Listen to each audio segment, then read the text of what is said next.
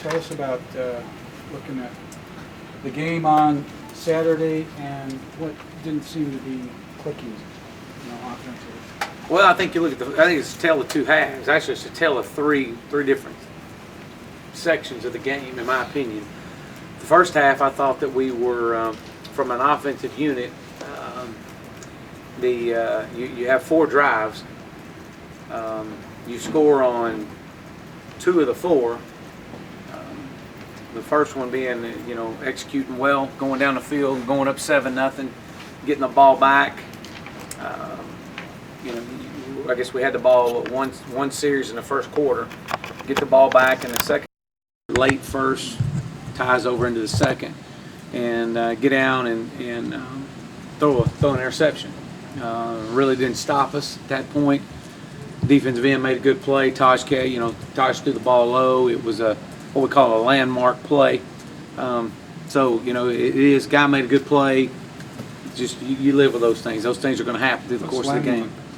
Well, we do a lot of things. Is we landmark down from the 50-yard line. We'll landmark. When we hit a certain landmark, these are the plays we want to run. Okay. And that was one of the landmark shots or landmark plays that we do, going into that game. So they didn't stop us. We stopped ourselves right there. Get the ball right back. The next time we got the ball back, we go down and score again. Really executing well. Things are looking good. Then you get the ball back with a minute to go, right at a minute or so until halftime, and I thought Taj, we rushed the ball. Actually, we rushed. We were protected well. He rushed he could have sat in the pocket. He was trying to escape it a little bit early. Then we had a drop. Sammy had a drop, so we wound up punting right there. And so for the first half, my deal, we came in at halftime is I was trying to make sure we didn't get frustrated with the lack of possessions that we were getting. We'd snapped the ball 33 times at that point. So that was my big concern, was the frustration level. Hey, look, we can't let this go into a Georgia Tech thought process with us of pressing, and especially a game of that magnitude.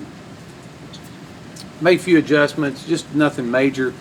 Came out in the third quarter, and I felt like that third quarter was as poor of energy from our sidelines to the way we played to it was blah. Yeah, it's about as nice a word as I could say. It was just ho-hum. Very disappointed in the energy level of obviously offense, because that's the part I'm associated with, but in general the whole sidelines, in my opinion, was just it was just there. And I was spending the majority of my time on the sidelines when the offense was over there was just telling them, look, well, we got to play with some energy. We got to have energy out there.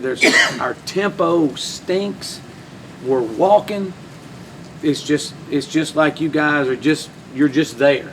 And I kept saying, we got to pick our energy level up. Somebody's got to give us a spark. Something's got to happen that gives us a spark. And then, that third quarter, you turn the ball over twice, you give up a punt return, and, bang, bang, they scored 21 points in 4 minutes or 5 minutes, and here we go again. And so, at that point, with the 5 minutes and 37 seconds in the third quarter, a spark hit us. And it was as simple as Taj taking off of our zone read and throwing the ball to Adam Humphries on a spot. We call a spot out on the edge for an 8-yard gain. And at that point, from that point forward, you saw the energy level. You saw us pick it up. Like I said, it was the tale of 3 different sections in this ball game, and that was the third. It started it. We go down. We score a touchdown. Looking at that, I mean, it picked up, but that was kind of my overall take of it. And it seems like there's a presumption people have that you have an off week or bye week, you're going to come back all recharged and stuff. A lot of times it seems kind of like what you have, and kind of have the blocks. You know, I mentioned that this morning to our players, and actually mentioned it after the ball game to them. Exactly right. Every off week as a coach has, you know, you get concerned because you get into a routine, you get into a rhythm. Everybody wants an off week. You love an off week, recharge your batteries, but you get out of a flow of things. And we were doing things from a tempo standpoint, from Taj to all of them, walking, standing up. We weren't getting down. It was taking us 2 more seconds to get down than what we normally do. And that was things that we haven't done. And so, you know, you could credit an off week with it. You know, I don't know, but I think it's something we haven't done. Took us out of a flow. But you're right, and we definitely talked about that as well. Given that Wake had the ball in the first half, a lot like Georgia Tech had it most of that game, do you attribute it more to just not having the ball, or to the open date, or a mix of both? Or? No, I think the first half, again, I think you break it up into 3 different segments. I think the first half, you got to give Georgia Tech, or not Georgia Tech, but you got to give Wake credit, because that was their game plan. You know, they were going to try to win the battle of field position. They were going to try to keep the ball, keep us off the field, and they did. And so I was spending my time making sure that we weren't getting frustrated with it, because there was frustration setting in on them. And then from that point, it was, you know, just poor energy. I mean, it wasn't acceptable. Taj, there were 3 other times that they could have intercepted the ball. I counted 6 other times. But yes. And it could be me just oversimplifying, but it looks like teams are they just don't want to give up the big play, so they're dropping a lot of people back. Well, he's holding on to the ball too long, not getting it out, checking down. What is it? Well, he's not checking down, number one. I mean, I think there's several things, you know, you tie into this thing. And you know, we're 9-1. We wouldn't be 9-1 without the play of Taj Boyd. We all know that. Taj his confidence level has grown 2-fold, 3-fold over the course of this season, and it should. You want a quarterback with confidence. You want a quarterback with a little bit of swagger about him. And because of the confidence level and the balls that he's been able to complete, he's really taken some additional chances.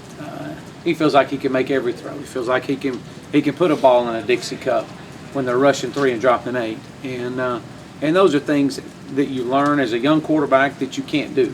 You got to take what they give you, whether that's the underneath check down, whether that's an outside throw. And there were some that he was forcing across the middle that he had his receiver open on the outside.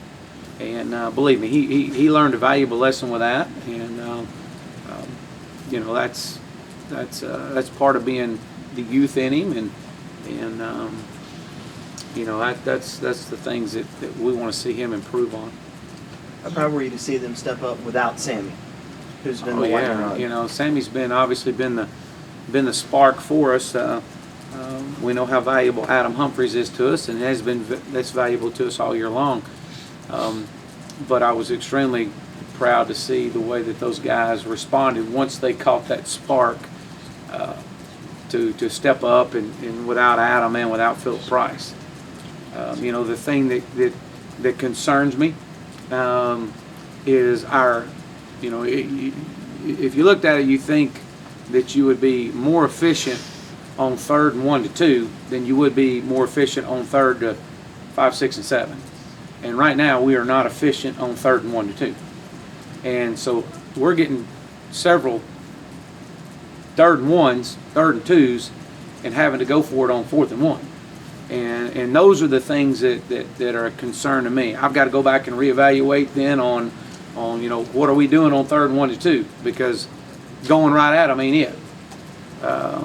We got to try to figure out what do we got to do to get the best matchup in that regard. So we got to stay out of, you know, we got to try to. We did a good job of winning 1st down. Our 2nd down was efficient where it should be this week, but our 3rd and 1 to 2 wasn't.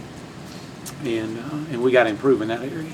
You talked a lot about ball security during the off week, and emphasized that. How frustrating was it to have 3 turnovers this week as well? We have turned the football over. First thing we mentioned in our offensive meeting this morning, We have turned the football over from an offensive unit 13 times all year long. 13 turnovers from an offense, fumble it or interception or what.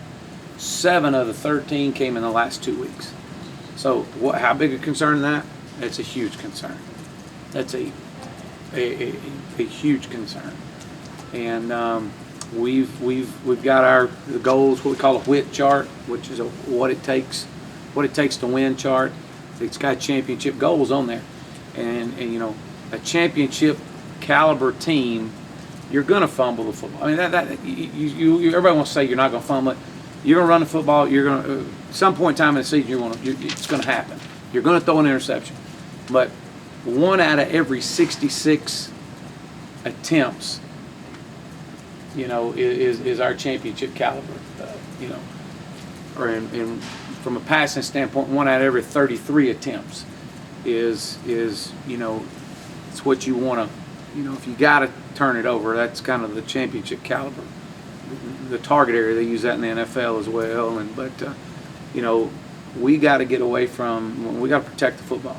And you know, last 2 weeks we hadn't done it, and you saw what has happened the last 2 weeks. We've had to get into, you know, a dogfight, lose a game and then get in a dogfight.